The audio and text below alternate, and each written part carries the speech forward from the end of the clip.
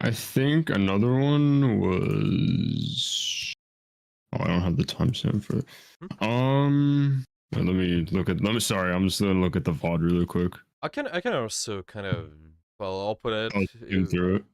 Yeah, we can also just look at it together. I'm should be screen sharing now, so Yeah, I could see it. I think it's around the. I'm trying to remember. yeah. So maybe let's start with this, like, again, the timestamp. So you was asking me a question. Did I answer your question? What do you need to do with your position in there, Yes. or? Yeah, you did. You did. Okay. So, what is the other question? Maybe is if it's like any other question regarding this moments as well. Um, I think the main like concept that I struggled with in that was just my positioning. Like, just I guess just general positioning. You know. Okay. So if it's maybe kind of general, then we don't have to watch even this Nepal here. We can just watch the last one which you sent me then, because in Yeah, it this, was kind of just mainly the. Sorry to interrupt. It was mainly no, just that's okay. the last kind of like the last round, I guess. Just from 10 minutes to like just that kind of like general. Okay. Yeah, maybe let's watch it a little bit closer. So, Hmm. what is so the question is what your position should be in those moments, yeah, when we're paying attention to Yeah. these rounds. Okay, let's watch. So we kind of have this angle here. Okay. Oh, also my sim is working just fine, right? Yeah, it's working good. Okay. It's all good. Okay. Nice. Just okay. Let's see. So we are taking So this. right here, I was trying to like maybe get a pick on the torb, just like right, just like by I don't know, just try to get at least one there. So I Mhm. was kind of like taking that angle. Yeah. So what do we did here that makes sense is just kind of, well, you potentially see your tank or like the team engaging in a certain area, so it's gonna happen like around here. So first of all, with the beat, because there's a reason you notice that your Hanzo is actively taking pressure, so that is fine. Reasoning here is okay, yeah. And then Hmm. later, potentially you can try to contribute to the same area where your team is, and then I mentioned you can take the angle towards the left, because then this way you can surround the Reinhardt a little bit better. It's just kind of this way you potentially push the Reinhardt back from point, or maybe you get some shots behind the shield, which is always nice. If you have this kind of situation, you can try to lean towards this kind of positions because of it. Yeah, so what I Yeah, here I mentioned there. yeah, there I just feel like really open and vulnerable, you know? Yeah. Like Mm-hmm. because I have a soldier on the left, I got, Torb in the back. Well, like there behind their back line, but Yeah, but this is fine. So there is oh, just okay. there was just this kind of moment where we could lean towards that position. So that is it. I mean, you're still winning the fight here. It's just kind of that was it. I don't think there's any specific problem, because you're gonna win that eventually. So you're just kind of leaning towards that left side there. Okay. What you can also do is to pay attention to your monkey defensive cooldowns and look to play around those two. So basically, if your monkey jumps in, then you can play inside your bubble too, depending on situation, because you're playing the dive Yeah, here. so kind of just play like with the monkey when he engages. Yeah, I mean, that is the main point of the dive. You kind of start from Yeah. different angles. Maybe, like, You ideally it just looks like, support yeah. just I pretty much just kind of support the main aggressor, Yeah, you know. I guess. always, yeah, always. Obviously, Yeah. there's gotta be the monkey trying to jump. Maybe you have the something like creeper in your composition as well, which is pretty common. Mm, Then you can try to support them. So there are a lot of things you can do. Obviously, your monkey jumps in. You kind of ideally start from different angle, and then later you do things with him. So that is the main thing. I think here we also discussed this. Okay, so kind of TPing towards this side. Okay, so This is interesting. So here we kind of, what was the exact reasoning to be towards that angle there? I think it was because I saw our Lucio died. I just felt like, okay, I have to, come in and like fill in, kind of just maintain the pressure Okay. Okay. So there. maintain the pressure from that angle, right? Yeah, Okay. just kind of like be with the team because they didn't have a support. So I just thought, maybe I could just go to there to be like kind of also be their support Okay. just Okay. as like a backup. Here's the thing though. So what kind of area it seems like you're looking to pressure? We're kind of pressuring just that like main choke. Yeah, like this. Yeah, that Yeah. that's kind of like our kill box, I guess. Yeah, sort of. I think that is Yeah. where the area is. So, okay. What kind of position allows you to pressure this area better? Either I guess just either side really. Yeah, I think it depends on the Mhm. side. But if you look at so currently you obviously your team is like positioned this way. Maybe you can go left, maybe you can go right. But by looking at the enemy team, from which side you want to look to pressure? Oh, you want to pressure this? I guess the side where the Hanzo's at because Yeah. they're not really looking. So in my case, if from my POV, it'd be the left side. Oh, from your PV. So what was that again? So from my POV, it'd be the left side you want to pressure because the Yeah. enemies they're just going right. Yeah. Yeah, so that is the idea. If you have, if you, the right way to say it, I guess, is first of all thinking how you can avoid those defensive abilities. So you don't want to deal with defensive abilities directly. So if they're blocking you, then you want to try to get around those. And because you get around those, then you pressure. And because you pressure, then the targets, like behind the shield, for instance, they cannot go forward. So the first of all pressure is how you like do damage, It's right? like so kind of like pincer, Yeah, like we yeah, yeah. discussed before That pincer. that Yeah, is all that is right. the idea you can use. Maybe you can discuss that a little bit more deeper. So dive, how you win is you start from angles, like really split angle split, or maybe I usually use the word like hard angles. I don't know, like this is the term I just use a lot. What that means is you can be split a lot, be really flankish even with a Kiriko. And then eventually, when you are looking to engage, then you kind of looking to play like stacked. So you are looking to dive something, you're looking to go in somewhere, and then you kind of stuck together. You're stuck around the Winston bubble, or you're stuck around the what else? Maybe let's say Ball dives in, which is kind of Ball is not played that much, but yeah, you can maybe stuck around the ball, Yeah, sort of use that attention, or maybe you can also stuck around the diva and use that diva matrix. So diva matrix is you, and then the diva also matrix is yourself. So that is the thing.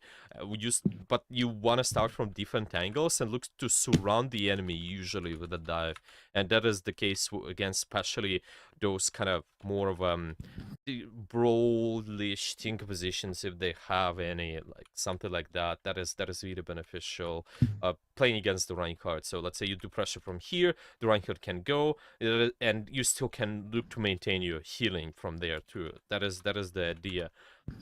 To just maybe also give you some visual examples. Did I show you some examples from the Overwatch League games when the yeah. I Kiriko think was you playing? showed me one from the. It was like I think it was the grand final. I remember it was on King's Row, like with the Kiriko Right, one where right. they. Yeah, I think Shock they like capped they kept the first Yeah, point A. yeah. Yeah, and then it was like the different options you can go up as Kiriko and Yeah, whatnot.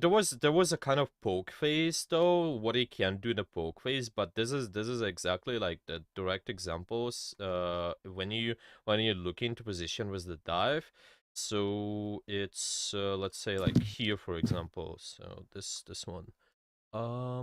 Yeah, I think just kind of see what's happening. So here, for example, that is the same kind of almost the same situation. Let's say gladiators want to attack this point here, so they kind of want to form the kill box in there, and you see the surgeon trying to take an angle from one side, then you will see probably you're gonna see like the kind of, well, ideally you see them split in 3 groups, sort of. The surgeon can come from here, someone else can come from there, maybe monkey, or the reaper can come from there, and then the third group can be just kind of the Kiriko playing by herself. Lucio can join any group really fast. So that is how you look at it, kind of 3 groups doing this. But then notice where the Kiriko is gonna be. So the surgeon starts here, right? But then the Kiriko gets a really, really flankish position, and then you can see it like around here. Yeah, that is the Kiriko. Yeah, there. right there. And you can even see from the screenshots, I'm just gonna show you this. So that is exactly like the screenshot of this. The Kiriko goes on this flank position, she sets up in there, so she can do more damage done. The main idea is the same, just by avoiding those defensive abilities and kind of getting this angle where it's more unpredictable. It's also easier for you to align the shots, because let's say these guys are distracted like this way, and then they trying to strafe. They're trying to strafe like this way against these guys here, then you can easily shoot them. It's just easier for you to kind of align the shots based on this position. If you're kind of coming from the same angle though, then these people gonna strafe against you, which is not that beneficial. That is why you will have less chances to deal 120 damage. So obviously, Okay. and those tinker positions though is just something that Kiriko specific. You deal a lot, you really good at healing still. That's why you gotta heal a lot in those matchups. But what Kiriko is really good at, why Kiriko is played, because she's that specific dive character which can really take a lot of greedy angles and try and survive there, because you have that escape tool. You can engage with your dive, you can try to stay in the greedy angle and escape also through the walls. That is crazy. So you can wanna try to abuse that. That is, Yeah. yeah. So, for example, like here, also you can see maybe from, I don't know, like the screenshot, for example, like here, you also see, like, for example, the Kiriko is here, the monkey is here, so they're always kind of playing split, they're not playing stacked. Yeah. Yeah, because now that you bring that up, that is something that like I've noted. At least whenever I play in my Kiriko games, I'm like, I just feel like I'm way too. Now looking back, I'm just really stacked. Like, I just play with team too much. When I kind of should just be, I could do my own thing because I have that get out of jail free card pretty much. Yeah, exactly. Because a lot of people, even at a higher rank, they know that the Kiriko deals a lot of healing, but the thing is, it's just still the overall, like, that's what also got us at the like high rank. We've been focusing on how to take aggressive angles, and that is what aggressive angles, yeah. that is what really Kiriko is good at. You can leverage that and also deal an decent amount of healing, because you're playing around your team. That is good. That is really good. Yeah, so that was it. Like, that was the angle here. It's just kind of, well, we wanna, especially with the dive, look to surround an enemy a little bit more. Yeah. It's like here, okay, your monkey dives in and you just contribute into the dive. That made sense. And Yeah, I didn't have TP, so I couldn't really get in the fight there with them. Yeah, I think that is fine. You wanna Okay. anticipate this kind of things. Okay, so yeah, so this is exactly how you are also looking to judge things. So based on the, well, yeah, let's maybe start with this. Yeah, why we don't have to maybe TP with the monkey there. So I think it's starting like a little bit later. So it's gonna be like around, I mean earlier. So it's gonna be around here. Yeah. So let's say you have your TP.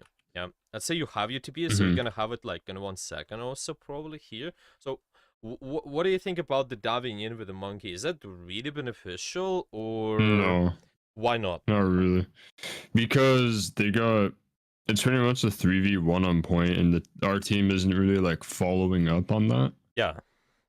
We're just kind of like staying back, and our monkey's like the only one that's going in. So yeah, I guess like the kind of thought in my head here was, all right, just keep him alive. That's all. Like, Yeah. just kind of like keep him alive. Don't really like.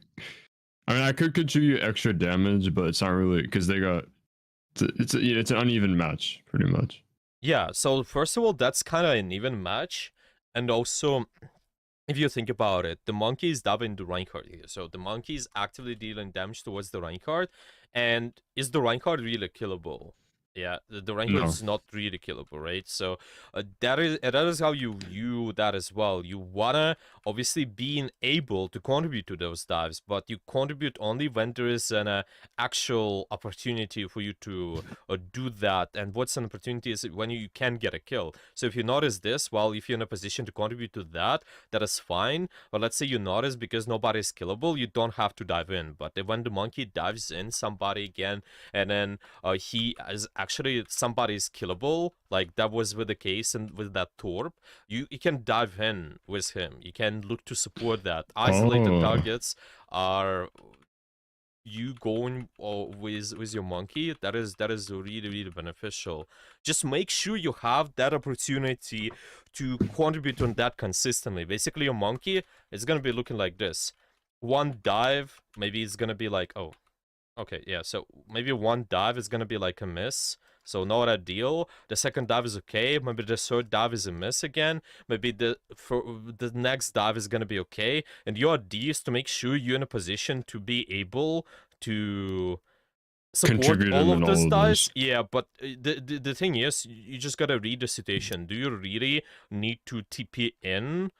If you do, then why? Usually it's gonna be based if somebody's if you can get a kill. So if you cannot get a kill, you just stay. If you can, well, you can dive in, and that is it. Yeah, that is how you view that with when you're playing with your dive, I think. All right, I do have a question though about that. Yeah, So, say for instance, my monkey in this case, he dives on the Torb, yeah, but he's low. Obviously I would go to help him, you know. okay, Obviously. okay. Like if he like say for instance like he dives, he's dealing damage, he's being active, Mhm. but then he gets low, you know, like Yeah. So I so what is the question it's here? kind of like a base it's kind of like a basic question, but I just thought like and it all depends on the scenario, of course. But Yeah, like for instance, if he is like critical, yeah. I would obviously go in and support, correct? Well, that depends, you right?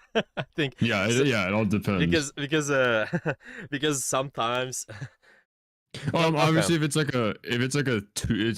a uneven matchup and it's just out of the tempo, then you know, and he's critical, he's gonna die.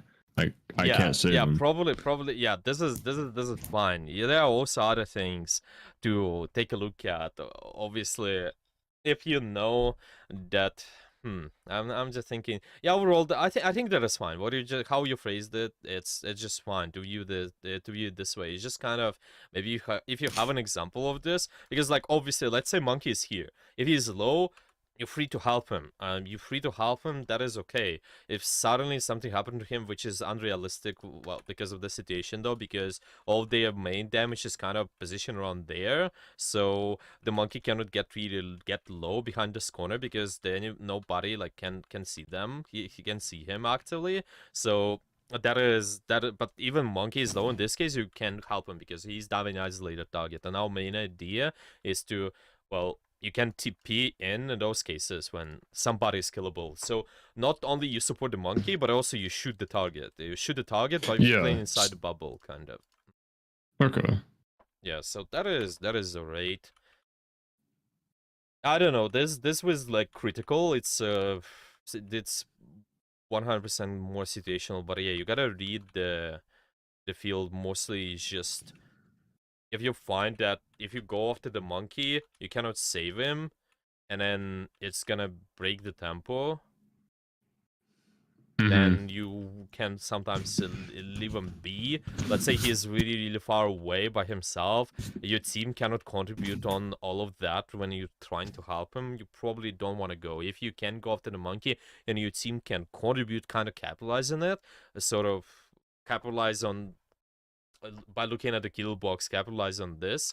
Uh, because somebody entered your kill zone, then maybe because you saved the monkey, then somebody in the kill zone died from the enemy team. That is good, but Okay. yeah, I think to simplify it, yeah, it's just plans with this, but for now, what we looked at the dive is playing separate angles. Somebody is killable. You look to support that. This is also something to be aware of when you're playing dive. Just I think we mentioned it in our screenshot, DMs. yeah, DMs. We want to pay attention to angles, so you support them a little bit more. Anybody who's taking angles, anybody who's really aggressive on your team, the first aggressor, you want to pay attention to that, and that's mostly based on positioning. So let's say like now, if you look at it, nobody is really aggressive based on their position on this side, but then your Hanzo eventually gets in on the off angle. Nobody here is taking off angle though except the Kree, but the Kree also has the Lucio with him, and he's not getting pressured.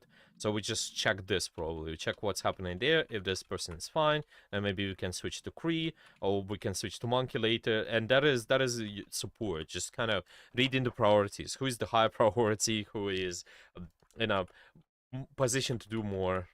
Yeah. Okay. This is alright. Okay. Yeah, I think it's also one of the things for you to pay attention to is reading this situation, understanding when we can be using our ultimate. That is also important because it seems Yeah, like we're because holding it. yeah, I was just about to say like sometimes I just like don't find a really good scenario to use it because we're down like 3v5 and it's just it feels like if I use my ult it would just be kind of a waste. So What about this situation though? So it's kind of seems like we did support the Hanzo. He's okay. Yeah, he's yeah. fine. And the enemy team is engaging now. Yeah, they are rushing to this kind of doorway. So what about this situation? Is there a You mean point like where we can all use you the mean like ultimate? all from where I'm at right now? I think we can Or look at like this I would entire TP to clip like even. Yeah, so it can start from here, yeah, when the engagement starts, yeah. So we want to identify the starting point when we can use our ultimate, sort of. So we can just watch it, maybe, and then you can tell me what could be the good chance for us to use the ultimate. maybe right there. Or like maybe right where our monkey was, or I could have TP'd too, or like because I did TP over there. I could have like when I TP'd, I could have just popped my ult. So TP Maybe. like around here or something? Yeah, Yeah, or like TP. Let's say for because I TP'd to my monkey in this VOD, so maybe if I, yeah, here. yeah, like right, yeah, Okay. I could have maybe popped it. Actually, no. Looking at it, I Yeah. could have just they would have ran right through it. Again, let's think when the real engagement starts. Yeah, so you have the dive core. When the engagement from your dive core starts, is it because Hmm. this is the moment when your Winston is actually out of resources already. Your Winston is already like almost gone. So that is the Yeah. thing. Yeah. So what? I guess like, Mm-hmm. hmm. I could have maybe altered right there, like because our monkey, he's in like right here in this Yeah. corridor. That is Yeah. ideal. And that is how you view that. If you run with those diving positions, if you have a Winston specifically, your engagements are highly dependent on the Winston bubble. Winston bubble is like a trigger for you to do something actively. You support an angle, well, you play around this bubble or something like that. But because you have your ultimate, that is the biggest resource which allows to support an engagement, so start with that. The Reinhardt already entered your kill zone, that is enough. You don't need a big ultimate, you don't need to kill 4 people. You kill this one person, maybe just killing the Reinhardt here, definitely enough, and then it's fine. Yeah, if these guys are pushing up, well, they die. If these guys are not pushing up, the Reinhardt dies. So this engagement can be already over. They probably will be pushing up though, but because you're Yeah. getting some value on this. I could have popped. So just yeah, I guess in this scenario to kill a Reinhardt, I could have just popped alt and that would have been Yeah, it. Just have the team. Okay. yeah, exactly. Yeah, initiate with that more. Just understand when. With the diving positions, for now, we're just gonna mention it like this way.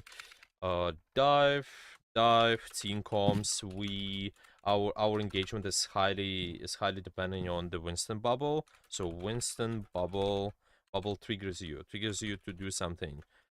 Triggers you to do something. Yeah, it's just if you have the ultimate, it's just clearly a better resource, which allows you to do more in those moments. So just notice it. Obviously notice when there's this area where the enemy team is engaging. If they are engaging in your area where you actively doing something, then this is good. Kind of connect this to what we mentioned as well. Yeah, we mentioned that we can dive in with your Winston when somebody is killable, but you can also ult kind of around your Winston bubble when the Winston does something if the target is killable too. So this target is killable because this target is isolated. So you can look to contribute. Yeah, there are multiple ways. Yeah, we mentioned like the shift is I think one of the main ways. Ultimate is kind of niche because you're not always gonna have your ultimate, but that is something you can do as well. You can ult. What else? Yeah, I think that is the main thing. Sometimes you can also use your Suzu to enable people. Suzu. Yeah.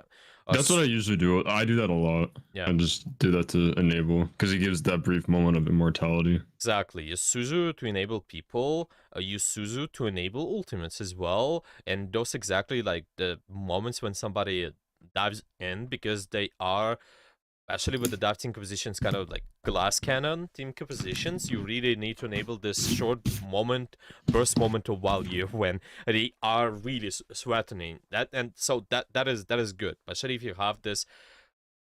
Yeah, Monkey, Lucio. Potentially, it's also kind of if you have somewhat of a dive DPS, that is also something you can enable, like Genji's, like maybe Tracer even. Now you have the kind of long range DPS, so you're probably gonna be looking to enable your Monkey more. Oh yeah, your McCree is a short range, so might be possible to enable your Kree. He is one of the targets who you can potentially Suzu, and he can look for the grenade. It's just kind of tough for him to get out, though, because with a dive, you get in, get out. The Kree cannot get out, so it's a little bit awkward.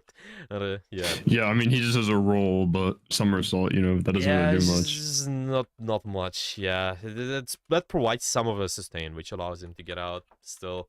Not enough currently. Well, okay. I think this would we can be done with that. Okay, we can just look at this last one which you sent me then, right? Yeah, that's cool. We can do that. Okay. Maybe let's summarize this water real quick though. So what we discussed kind of the dive team com, and then what are the main takeaways out of it? Oh, we also discussed how I should be playing like kind of. I mean, like pretty much what you said. How dive like is structured. You start off with taking hard angles, split as like Kiriko. I would play flankish, and then we just go to stacked. Once we like find our target, we just stack on that target. Yeah, and then and then we different angles if they have a brawlers team comp. Contribute, and then I support who's taking off angles. Like for instance that Hanzo. And then an important one was when the Winston bubble activates, that triggers me to okay, pop alt, Suzu, TP. Mainly, I mean, it just kind of triggers me to do something active, pretty much. Yeah. Winston engage, Winston bubble triggers you to do something actively. Just make sure you have a position to do so. When the target is killable, you can look to TP. But if not, then you can just kind of stay. You can also look to ult when again when somebody is killable right in those moments. Yeah, Winston dives in, the target is killable, yes or no. You can look to ult. I would even say it's not even just about this. It's kind of good initiation tool also. If you think about it, when the engagement starts, because Kiriko is really good in any support. Well, most of the supports are good at initiating with their ultimate. So you kind of enable that engage, and you also potentially help your team to reset their cooldowns faster, especially with the dive team comp. It's so beneficial. The engagement starts, Winston uses bubble, but because you use your Kiriko ultimate, Winston gets his bubble back again. Yeah, or let's say these other characters, maybe like even Cassidy, they can get their grenade back. One grenade, the second grenade. So they start engagement, but then you kind of, well, you use your ultimate. Yeah, so it's kind of Hanzo, bubble. I guess, is Hanzo Yep. can just spam Storm Arrow. I'm just Yeah. thinking of that comp. Yeah. I think so too. Kind of bubble, but then you look to ult, and then it's fine. Yeah, yeah, it's initiation. Okay. So we have this. Oh, we have this existed. Okay, so it's a Colosio. Yep. What about that one? What was the main issue in here? What do you In think? this, I Yeah. think it was just um this one I felt like I was getting pressured way too much. I felt kind of like, especially on Kiriko, I was just getting pressured by the enemies so many times. And also just kind of like dealing with Ramatrov because like Mhm. he was kind of being the main pressure point again, like the main source of the pressure against me. Okay. Let's take a look. So you have that Hog Reaper and Lucio. Okay. Oh yeah, also this is a little note. Our DPS, our Reaper, kept complaining that like, oh, we need to run dive, we need to run like, he was just being kind of annoying this whole game. And I just had to mute him. He's like, we guys need to run dive, we need to run dive. When this dude would just WM1 into four of them. Yeah, I think well, you just need the Winston for actually, but it's okay. Yeah, It's all right. So I this thought is it was funny. this is the main thing if you look at the team compositions because it's important you have the more shorter range oriented team which likes to close the distance, look for the faster fights, and they have a team which likes to play for the longer fights, kind of more of a maybe also long Poke, like little, spam. little bit poke, yeah, poke spam. Even though they have Ramatra, well, the Ramatra not a big deal. You just want to kind of find a way to deal with the rest with the backline. The Ramatra, honestly, the Ramatra is like not as good because he don't have any mobility. He don't have any really strong poke tools as well. And now the game is more about kind of holding the long range or diving in somewhere.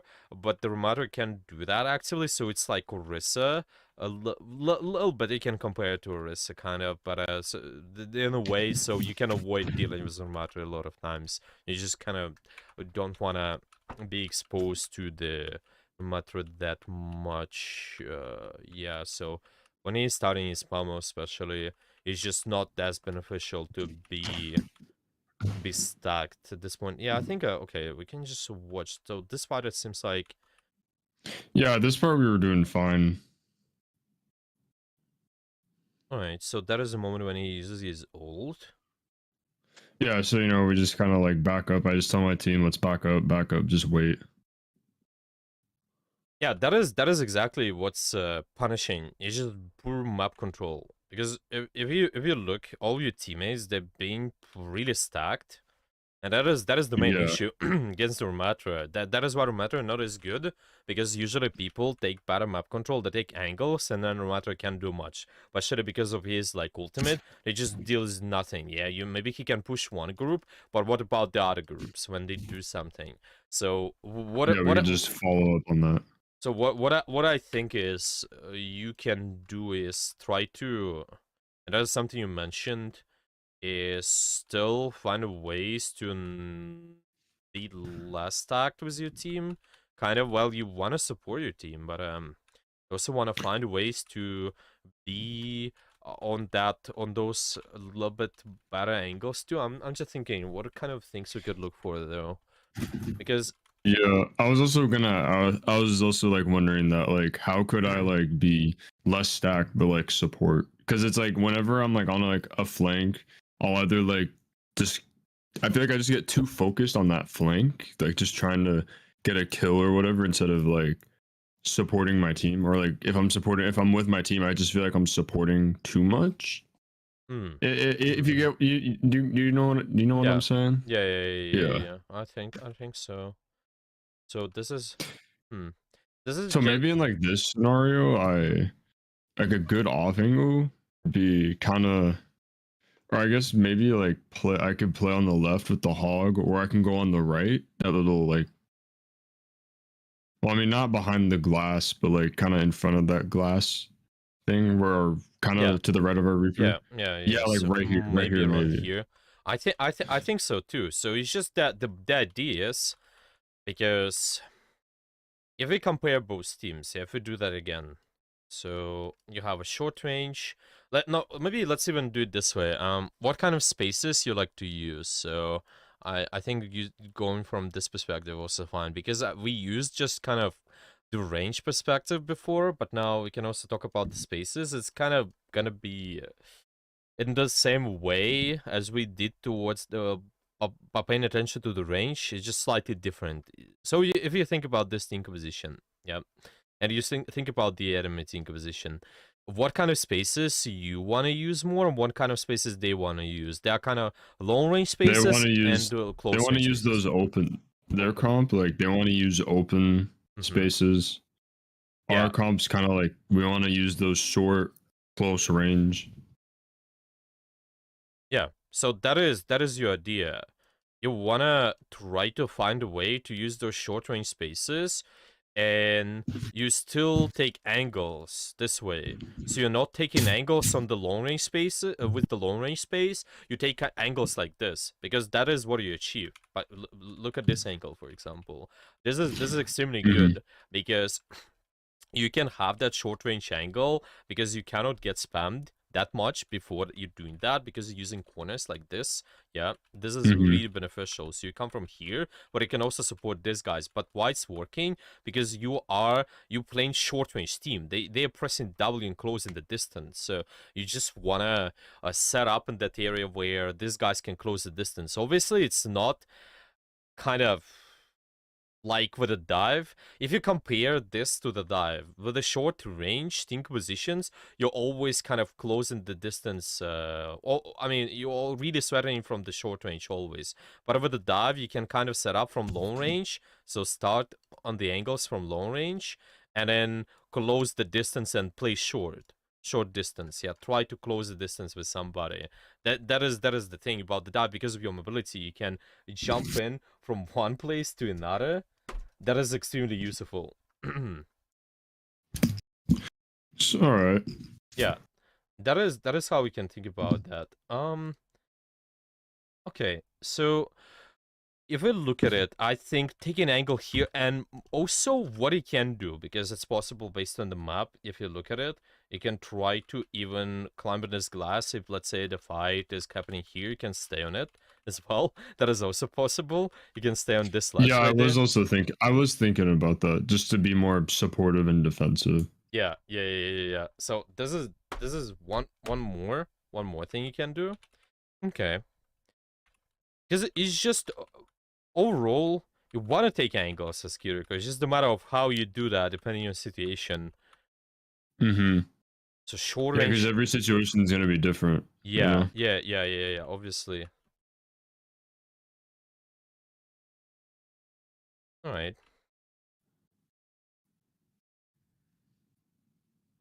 Yeah. So it just seems this. We playing two stacked here. And even for the brawl team composition, yes, they lean towards more of a stacked playstyle, but still you take angles, and you actually one of these characters who likes to take angles a lot. Surgeon as well, Hog at some point too. Well, even Lucia at some point can take angles too. So it just highly depends. But because you have that mobility, you almost always wanna have somewhat of a good angle. Just make sure it's more of a short range. So it's not stacked Mm-hmm. like this. Mm-hmm. Because then the Ramatcher can just alt and Yeah, we're just hosed. I think it's just one of these factors, like why stacking is not as good. Because Ramaru can do that, but if you look at the one of these other things, Anakin land an aid on all of you guys. Genji, if he is looking to blade all of you stacked, guess what? The Genji gets more value too, because he Yeah, can we're get just yeah. one slash, maybe C2 targets, more damage. Junkrat And mine, then Junkrat Junkrat with spam. the Yeah, yeah. And then that Ramattra with the pummels. that is why the angle control is important. Is extremely useful in those cases. So their damage will be split, so they cannot punish all of you guys. Right? Yeah.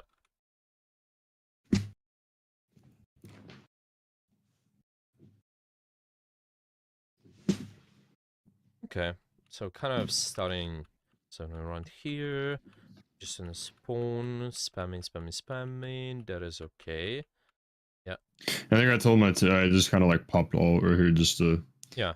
like I wanted to try and make a pincer with it, but I just felt maybe if I just do it with the team, you know. Oh, okay. So, hmm. So with Like the I felt team, like maybe Mhm.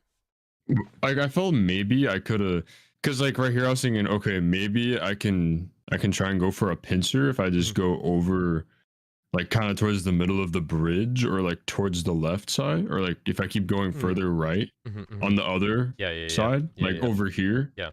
But I felt like if I did that I would just be it wouldn't be beneficial because my team they just want to go in it looks like so I was like all right I'm just gonna pop all and just Yeah, that I makes just kind of sense. did it for the Yeah, team. Okay. that makes sense. I would say sometimes you have these cases. Obviously, think about it this way: value in this case. So value in the fight, it can be you paying attention to those two factors: position plus ultimate. I would say because ultimates are really powerful, you can usually pay attention to how you use your ultimate first, make sure it's efficient, but then if you can, also make sure you have your position, of course. It's really valuable to have both position and ultimate. But if you want to Hmm. choose between having a good position or starting or getting value with your ultimate, and then obviously get value with your ultimate, I would say that is slightly more beneficial. So if you see a situation like this, your team is going in, and then you realize, yeah, that is when we can get this highest value with the ultimate because our hog is also ulting. Everybody is contributing to that fight. That is good because if you get that position by the time you do that, this value already is out. Like the hog It's ultimate is gone. gonna be out, or let's say the Mei or the Surgeon, they're gonna be forced out of this position as well because they're going in. Obviously, in maybe a more especially in the team, if you communicate in that, if they know what you're doing, if you have that plan, sort of waiting a little bit, and maybe if you have that option to do this, try to set up from this angle is better, so you create more dangerous kind of, yeah, you have more dangerous position towards an enemy that is more beneficial, and then you also have that nice pass which allows your team to engage to. That is better, but yeah, sometimes don't have a choice but to choose between the position and the ultimate. That is why it's okay. I think the ultimate is fine. Okay.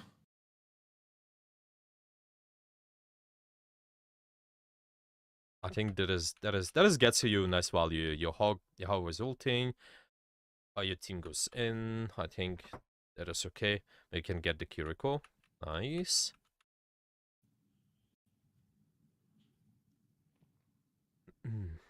Okay.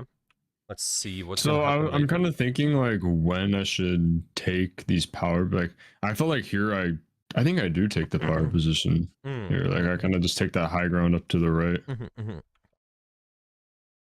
So Yeah, so the reason why we play point, what is that exactly? Is it because kind of your team's pushing up, there's nobody else pushing the point, or yeah, just kind of like everyone's pushing up.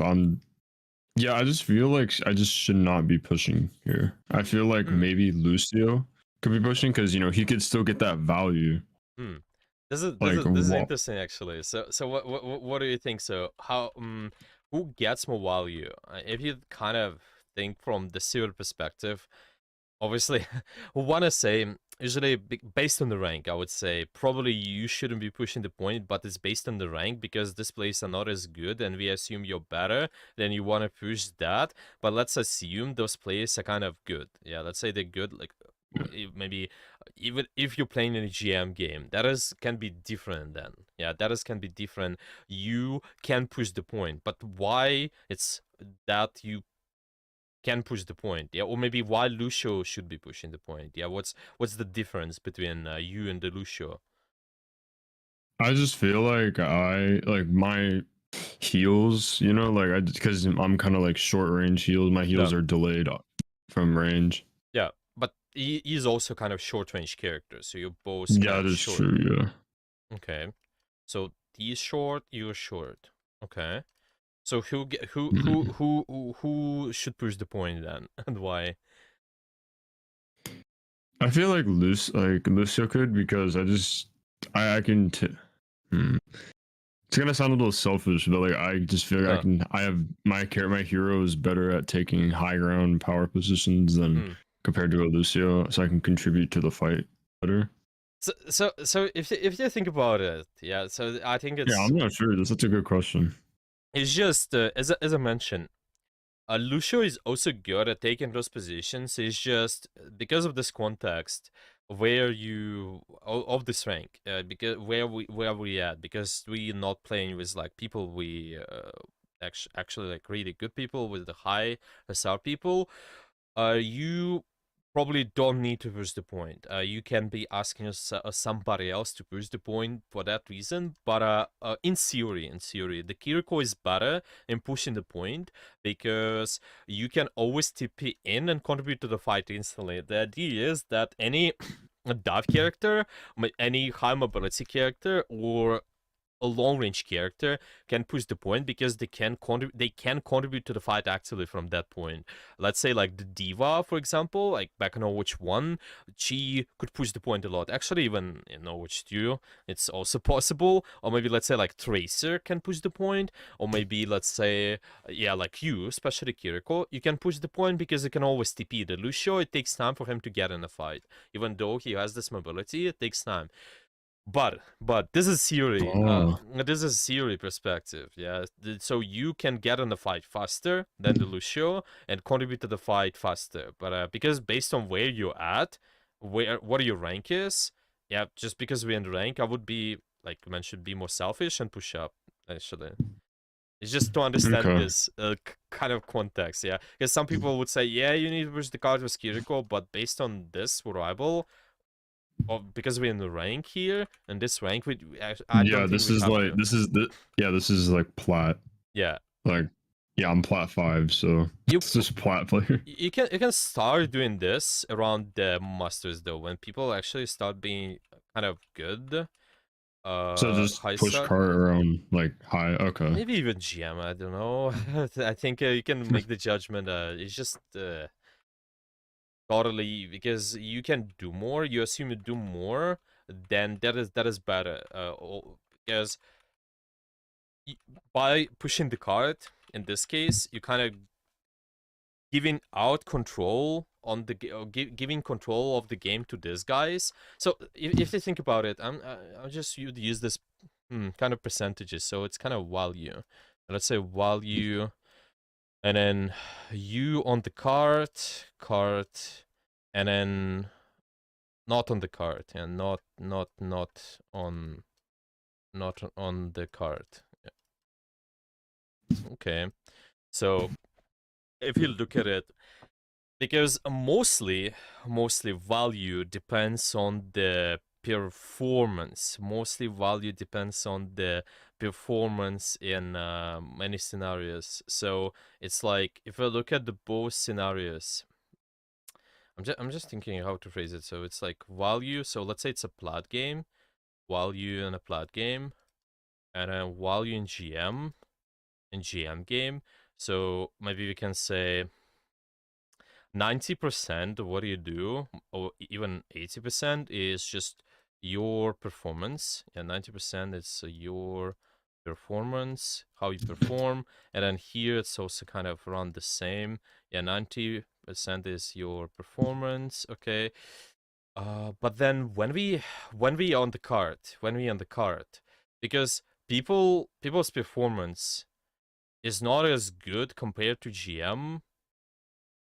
Yeah, it's not as good compared to the Yeah. GM. Then you're gonna be not pushing the card that much, because let's say they perform like plat players, they're not perform, but you could be potentially performing like top of 100 when you're pushing up. That is gets you more value than pushing the card. But when you actually with the good people, then because their heroes are slightly better at being pushed up, like being pushed up at the start because they can get more value, then you can give this extra percentages of value, right? But because you being like top of 100 to GM in that lobby, in GM lobby, it doesn't mean much, yeah, because you all around the same level. Those characters, those other guys, they still can land the shots, they still can do something, yeah. So those main things like positioning, game sense, mechanics are gonna be around the same. But what is gonna do more is that you allow them to take space better, like the Lucio maybe, because he has the speed boost.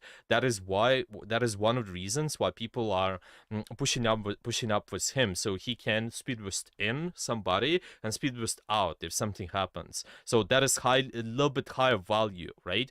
That is the one of the rivals, yeah, which you give them speed boost. But is that speed boost, is that gonna do more in these games here? Probably not. You being top of 100 Kiriko in this game is more value than this Lucio speed boost. But at the higher SAR, the Lucio speed boost is gonna do more because your performance is around the same level. So this is gonna be kind of more important there. Okay. Yeah, I don't know if that makes sense, but kind of explain it this No, that way. makes so yeah, pretty much the performance just kind of like stays throughout like each rank, and then it all kind of like differentiates when like, it's pretty much like you said, just who's pushing cart, and then Lucio speed boost has more value. I think. Yeah. I'm trying to like process it too and whatnot. Yeah. No, yeah, exactly. It's just a very simple. Your performance is higher than this guy's. You can be performing like top of 100 here, so that's bigger value than Lucio speed boost in this scenario. But the Lucio speed boost and the scenario where you're in the GM lobby, that gets you more value because you're on the same level there in that lobby, in GM lobby. So it's just this. It's kind of what gets you more value, yeah, basically. And you being a certain rank, you being like maybe smooth in that game potentially, is gets your team more value than the Plat Lucio speed boost. But the GM Lucio speed boost gets more value in those games, where you're in the GM lobby though. So Yeah. this is the thing.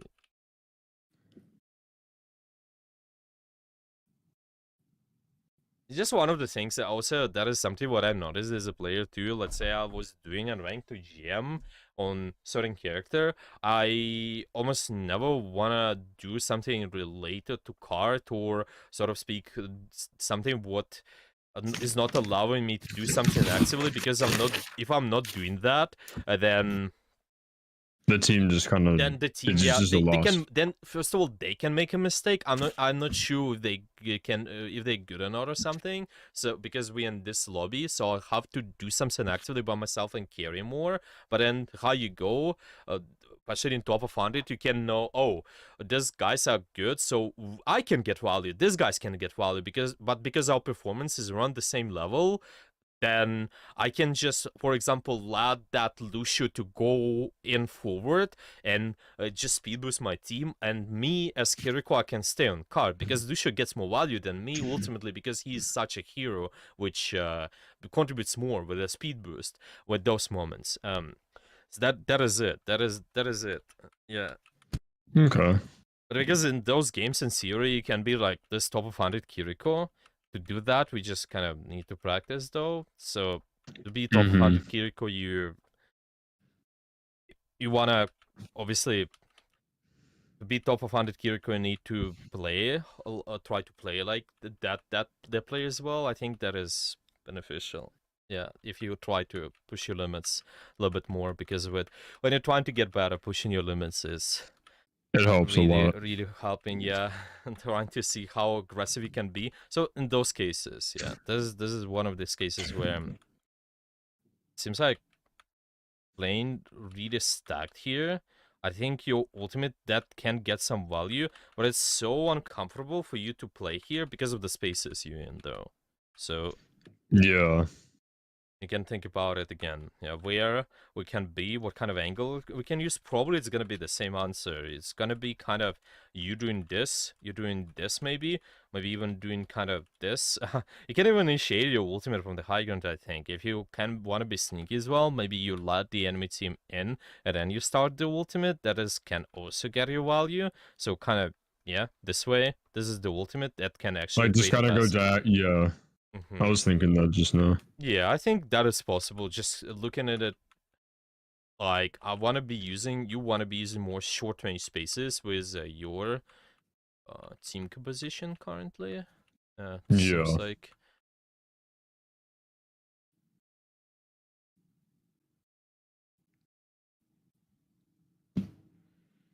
okay. Yeah, here I'm literally just keeping hog. I'm just trying my best to keep the hog alive. Yeah, that makes sense. I think. All right. Now, when should we have to reset? Hmm. Mm-hmm. And I think here I swap. Yeah. Okay. So here we Because swap I to just feel Anna. like if I just because the Ramatra he's just getting way too much value on there. I thought he was getting a lot of value, Yeah. Yeah, I think so and too, but we can also we're just kind notice of feeding why. into that. Can also notice why it was the case, right? We were one of this Mm-hmm. you one of this rival why Matter gets value because we playing two stack. The Matter just punishes poor map control, literally. I think is gonna be really also interesting to play in the lower side because people like not taking the map control that much in the bronze lobbies, for example, like silver. So you can just run them over, kind of. Just press your ultimate and everybody's gonna be affected. And the higher you go, the more mob control is more important, and the matter becomes less good. Mm-hmm. It's not possible to play Ramada, of course. It's just want to find a way. So this is I like this idea. So you're taking an angle, and then you can avoid dealing with the Ramatra shield. You can look to land a nade, and then that can get you value. That is good. That is how you can think about that. Trying to lean towards this, thinking about the angles, which help you to do the damage. It just seems like here, yeah, we have the nade. You could just use that here. Wait, give me a second. It's kind of Just try and like land a nade on the Ramatra. yeah, probably you can nade yourself in matter. I think that's just mechanics part. I think maybe it Okay. wouldn't be that much of a difference, but I think that could do something. If you wanna land a nade really shortly, right? So you can try to nade yourself kind of underground, right? So that your nade is not traveling that much. So let's say you get your nade Mm-hmm. now, you can just instantly flick, like right there, flick really fast. You land the nade on yourself, and you're also gonna be nading that Ramatra. So that is fine. It's just kind of more of a you wanna do it fast though. Yeah. Because here you definitely had time, I think. You definitely had time to do that. Yeah, I could. I just didn't. I kind of didn't really like realize I had nade. Mm-hmm. It's a still winnable fight here. Mm-hmm.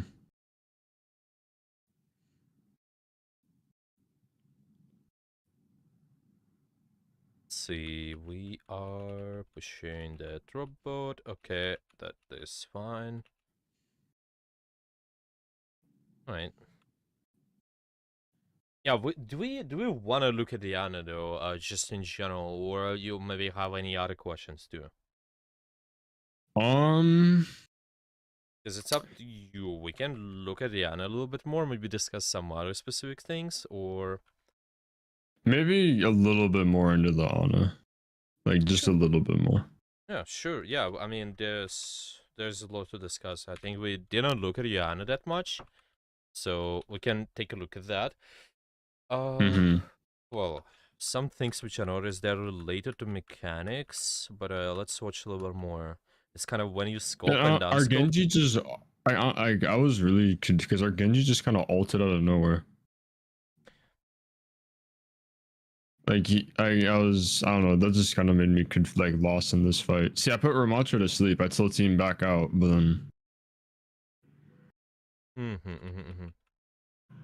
Yeah, I think in this case the only thing which I want to pay attention to, since the mechanical, well, the Anna is really high skill ceiling character, which requires a lot of good Hmm. mechanics. You can pay attention to, for example, this moments here. So, what kind of mode you need to use in this moment to heal that Genji? Probably just a quick scope. Quickscope, right? Why quickscope is more beneficial here? Because it instantly heals and there's no like delay. Yeah, exactly. So Yeah. against in those cases when you have those really small characters, I think that is one of the rivals when it's related on the hitbox. When the hitbox is really small, there is one thing. Plus, you have multiple people clumped up in one space.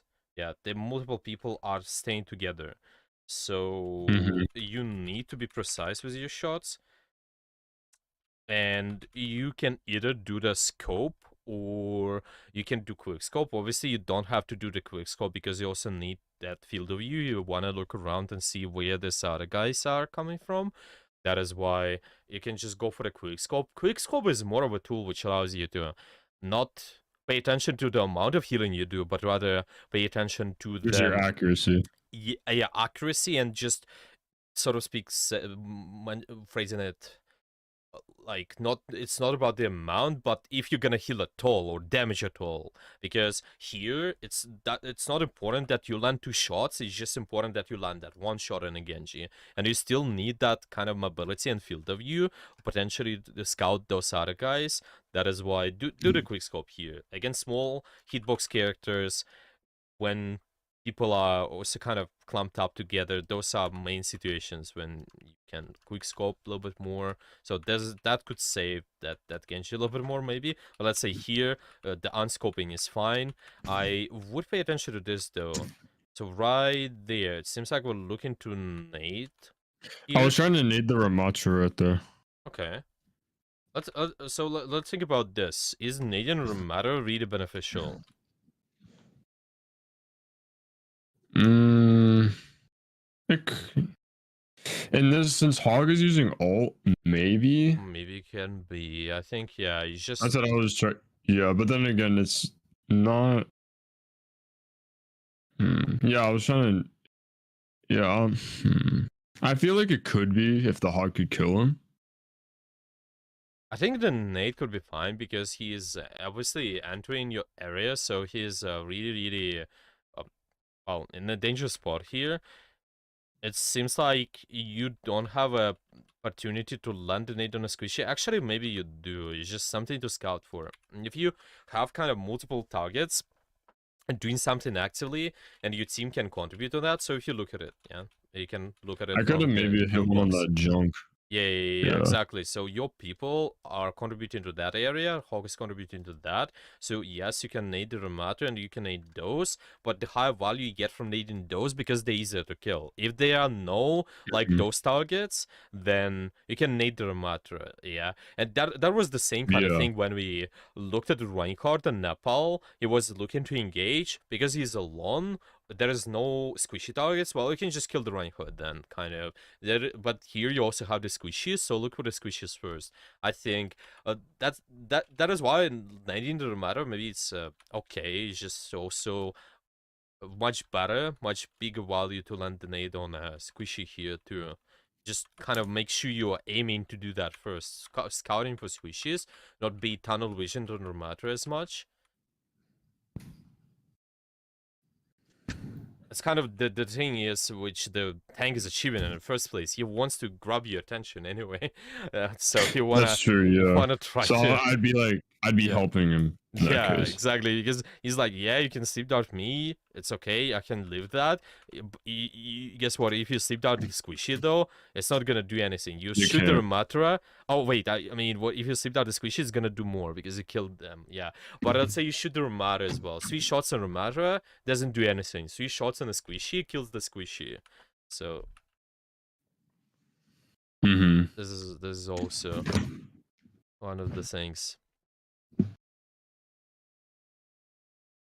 Okay. I knew Reaper had alt here. I was just. I think I just got kind of landmined into that. Why we I jumped think. in from why we jumped from this position?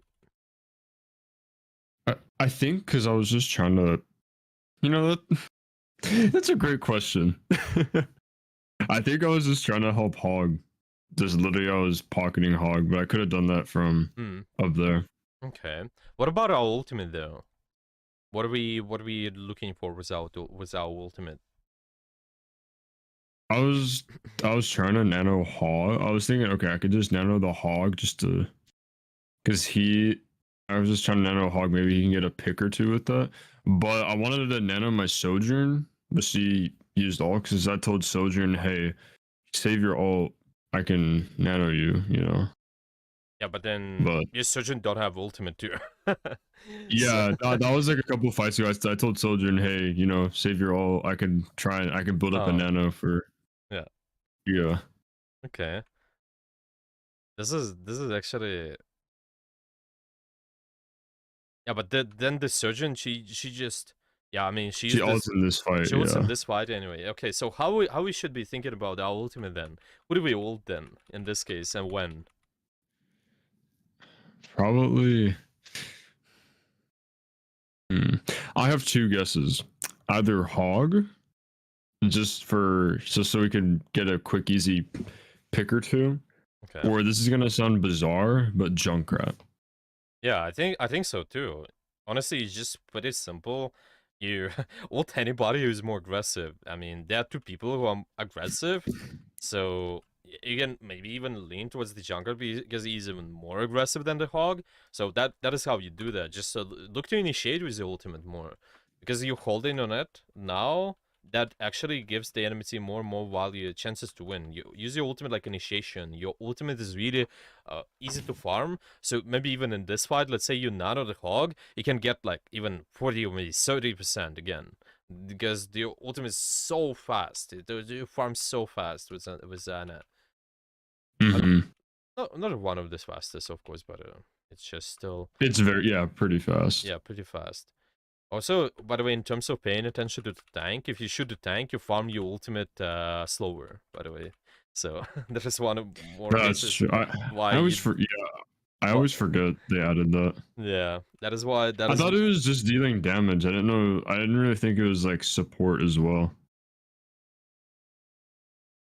So this 9 on rank card, for example, is good. I just kind of also think. Yeah, he told me the Hog told me, oh, I'm swapping to Ryan. I want you to nano me on, and I was like, why we specifically? So also like in the previous fight, why we also jumped in the previous fight too? By the way, so what was that again?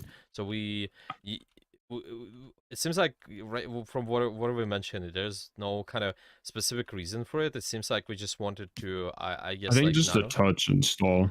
Yeah, I think it was just like to stall. I know the last one was definitely to stall. Because the thing is, yeah, the last one, yes, but this one is kind of awkward, I think, because you ultimately support, also especially Xana.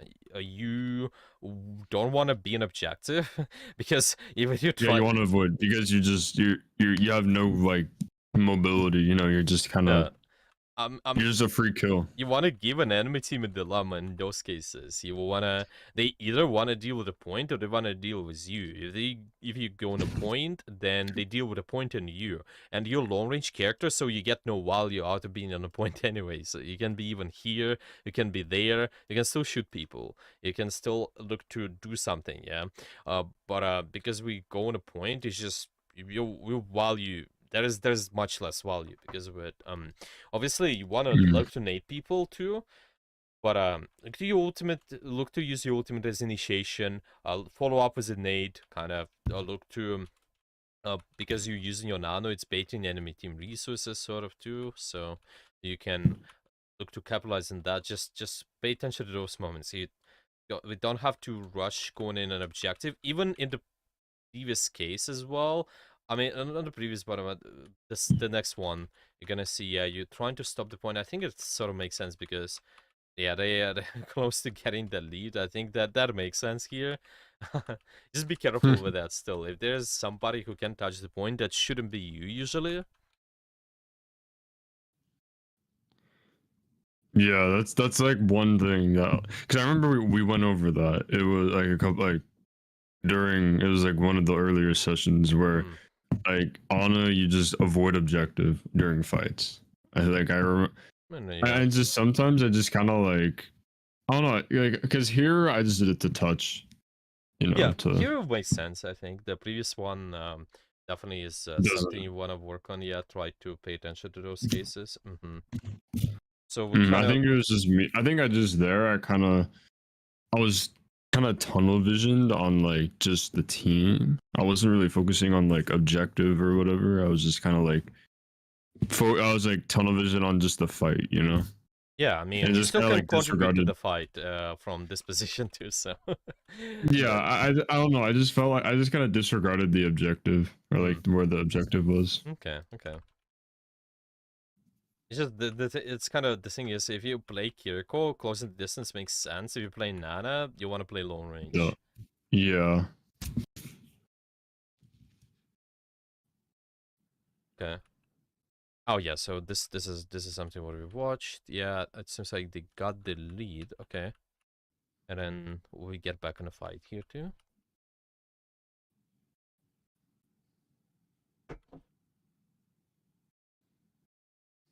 Okay.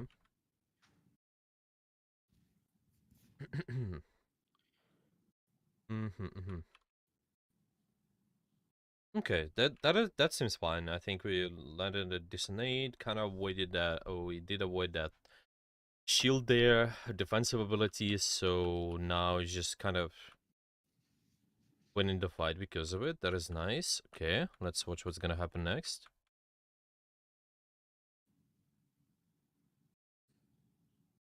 And like in this case also, because I just mentioned the quick scope. So like I here, could just quick scope that yeah, Lucio. here you can also quick scope again. So this is the hitbox of the character is either small, he is moving really fast. You can just quick scope. It doesn't matter if you do 2 shots or like 3 shots. You just need 1 shot. Lucio can heal the rest later. It's okay. Just do that short quick scope. Okay. The long range shots are fine. Yeah, that is okay.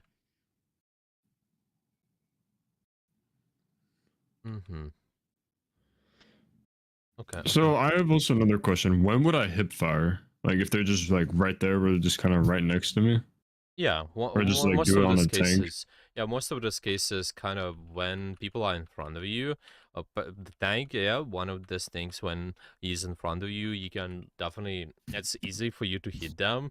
Mainly, yeah, well, it's kind of big topic, I think, which actually we can look to discuss that a little bit more, but mainly, I'm just gonna write this down also, so it's gonna be. Okay, it's gonna be this kind of scope, unscope, and then quick scope. Yeah, quick scope. But mainly, if I would pay attention to it shortly, when with unscope, when you need a field of view, when you need an ability, and then you usually do unscope. If you don't need field of view, you don't need that mobility, then you can do scope. And also, if you don't need to be precise, like in those short range scenarios, you can do scope. If you need to be precise, then it's usually with the long range, you can do scope. I think we can look to talk about that a little bit more though. So I just give you kind of more examples, and I explain also why field of view is needed, mobility is needed, because this is a little bit larger topic. I think it's gonna take some time to Oh discuss yeah, for this. sure. So scope, unscope, quick scope, but that is important. Yeah, that is important to understand this. Okay. Uh, well, yeah. Let's continue. There's still some things to pay attention to, kind of maybe nitpick about, but I would just watch a little bit more. So yeah, like in this cases, because we just mentioned the nade. Okay. Yeah, here I was trying to nade a squishy, I think. Yeah, so we're trying to nade who? Who exactly? Who's the I was outlier? trying to nade the Kiriko right ahead. Trying to nade the But I think I Kiriko. hit. Yeah, right there. I was trying to hit the Kiriko. So the attempt, okay, I think the attempt can work, but I also think, I also think who is more killable actually, because this is like this one of the situations we noticed that there was previous time your team was taking angle where they could kill the squishy, but can your team really kill that Kiriko now? No, Hmm. So why not? What are your team when because they read is threatening? she's playing around the corner, Yeah. and it's just yeah. If they try and push up on her, they're just gonna get followed up by the Ramatra. Yeah, exactly. So this is the thing. Because you have those short range tinker positions when you have those kind of short range elements, especially like the Junkrat is a little bit more of a shorter range character, short to mid range because of his mines. You also have Lucio Reinhardt. So you want to be looking for short to range nades. So not like really far nades. So let's say you nade far and you have dice income, teamcom, that could work because people can jump. But if you're playing with a brawl, you need to nade a little bit closer to them so then they can rush. If you nade that Kiriko easily can kite, yeah? So now, who cannot Mm-hmm. kite though? Who has the less chances to kite now? If you land an aid on them. What do you think? On the short, you're talking about on the short range, correct? Yeah. Probably the Ramatra. Yeah, the Ramada. I think the Ramada could be the one. Maybe if you also catch the Reaper, that is also could be fine. But the Ramada is one of the most beneficial because he's closer to you, yeah? If you maybe have long range characters again, you can maybe also land those nades in the open, like on the Junkrat even, and then your team can get value. But you gotta pay attention to those exact or spaces. Yeah, what are you looking to fight? What kind of spaces are you looking to fight? With a short range tinker position, so you wanna contribute to those short range spaces kind of in front of this brawl core a little bit more. Yeah. This okay. I was gonna say like this is my now looking my this team comps kind of like short range majority. Yeah, obviously you have some Sojun element. Also, you have the Just the Junkrat's the only thing that's like kind of long range. I mean, and me too. yeah, the Junkrat, well, he can do something from the long range. Just as I mentioned again, he cannot use the mine from read at long range though, and because and that is the main thing. You look at all these abilities which are dealing damage, and then you kind of identify what the character is good at. So, like let's say the Reinhardt, he has a pin, he has the hammer, so he's more of the close range character. And the Lucio as well, you more of a long range character. All of your kit can be landed from the long range. So. Mm-hmm. Yeah, I think Yeah, this got a this is quick the main scope right thing. there. Yeah, the quick scope also. Yeah, I think this is probably something we can look to discuss later. And yeah, a quick scope. Yeah, I just mentioned this team comms. Yeah, we also discussed this, but we can mention more. I'm just gonna still keep that. Okay. We also have some other topics. Well. Yeah, okay. I think it's fine. We summarize now, probably. Yeah, we can do that. Yeah, okay. You can just tell me what were the things. So first, like what we first went over was kind of how to run dive. So dive, you start off with your setup, which is taking hard angles. Mhm. Could play flankish if I'm playing Kiriko, and then once you initiate or once you engage, you become stacked, and then pay attention to when enemies are engaging.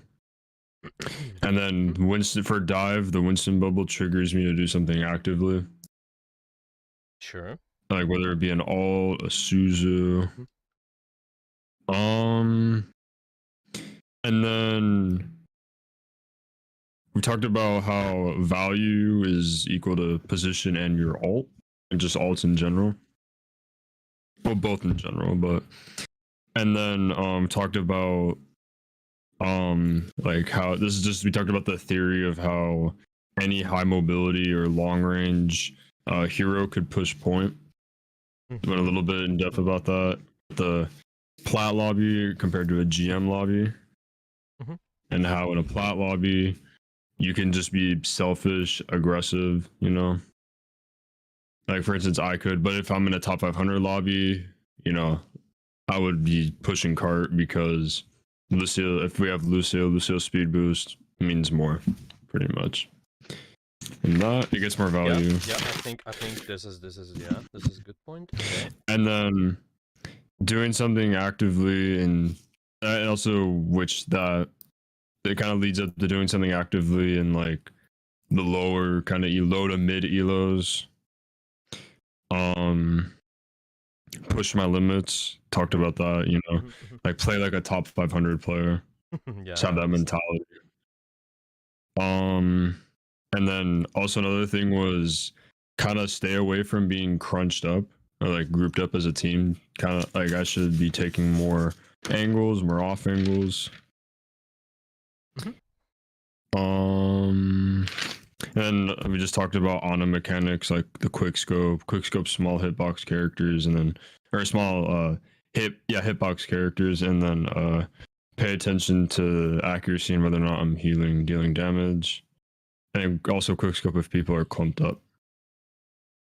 Yeah, I think this is good. Yeah, trying to kind of recognize, as just said, we can recognize more scenarios when to do that quick scope. So for now, that should be beneficial. Later, we can also talk about this scope unscope a little bit more, just in general, kind of when I can do those. I think so. Maybe let's try to save the Ana game too. I can look to do that. Okay. So I'm gonna just mention it in a task then. Save Ana game. You can try to do that, and also if there are any other games where it was kind of difficult for you to implement certain things, you can also try to save those. If there are any questions, you can also send me those games too. Okay. Okay. Alrighty. Should be fine. Yeah. Then it seems like went over pretty well a lot of things today. Well, that is okay. Well, any other questions? Anything else you also want to ask me, or everything's clear for today? Um, so this also kind of relates. This relates to like being active and like pushing limits and whatnot. But in these lobbies, if my team is I should obviously like push the limits when teams engaging, right? But could I like say for instance I'm playing Kiriko, could I like well okay now I'm thinking about this and this sounds like a very like basic question, but Okay. um could I just like I guess oh wait, I don't know how to word the phrase this, but could I like I guess like take these like how do I take these kind of push my limits when my team isn't like you know doing like should I, like isn't like engaging. I They're just mean, playing like they're just you, backseating. you, It's a really weird question. I know I don't know how to phrase it, but you like that's just my the thing is, you don't need your team to push your limits. Your team is a resource. You just pushing your limits in a context of just also related to what your team is doing. Obviously, if your team is not holding spawn with you, you don't want to push your limits and hold the spawn there. You'll yeah do the right things relatively to your team. Your team is a resource, so obviously pay attention to that. But you want to try to push a little bit further, like pushing your limits in that case would mean like let's say you want to hold the spawn or something, like let's say here you want to hold the spawn, so you kind of lean towards this, you're trying to push that limit, yeah, but you're not going in and feed if your team is not following. Yeah, let's say they're not yeah of following, you're course still trying to push that limit, you're trying to go, yeah, but let's say you're not pushing the limit, that means you're kind of playing with your team, you're not trying to achieve that thing where you are pushing their spawn or something. That is what I mean. There is the difference between the pushing the limits and not pushing the limits. You're actively, constantly trying to do things, trying to be as aggressive as possible and see how much you can be aggressive. And obviously, a lot of times you die when you're trying to push the limits, but that is how you get better and just understand what you shouldn't do sometimes, or what you should be avoiding, maybe some dangerous angles, maybe some dangerous positions, maybe how you use your abilities. But yeah, push your limits relatively to where your team is, of course. Just that is gonna be based obviously like if your team is not doing something, that is we're gonna look at the situation exactly how we should play. So if there are any examples you can give those to me, like we did with the snap There are a lot of things which you mentioned, so Hmm. that is important. Yeah. Hmm. All Yeah. right. Yeah, because I don't know. I was just wondering, like, put like, because you mentioned, oh, push limits be like aggressive. I just didn't know like if there was like a limit to that, like a limit to pushing my Yeah, limits. You know, there are a I lot mean, of obviously factors. that's like Yeah. obviously like I shouldn't be taking on a 1v5 in their spawn. You know. Yeah, of course. So you just do it relatively to your team. You play relatively to where they are, but you're trying to do things aggressively. That is the thing. Yeah. Just Just do things like on my own. yeah, you're trying to carry it, trying to like, let's say you're trying to boost the power position. Well, your team is not getting in those power positions, but what matters if you get that power position, you can also use it by yourself. Your team, well, they would be high value if they use the position, but you also get more value than when you're using position by yourself, than just being on point, for example. That is it. So you don't need your Okay. team to like following you constant GM. They would be, but in Plat they don't, but you still get enough value because you do push those positions. Just realize that your team's not with you, so you gotta be playing more more passive. That is all. All right. Yeah. Okay. Well, then I will see you later in the next time, and Yep. we can do, yeah, we can take a look at the other things, especially for Anna, right? Mm-hmm. All right. For sure. For sure. All right. Then good luck in the games. I'll see you later. Yep. Thank you. Thank you for the review. Thank you for everything. Yeah, I no will catch problem. you later. Yeah. Bye All right. bye. Bye bye.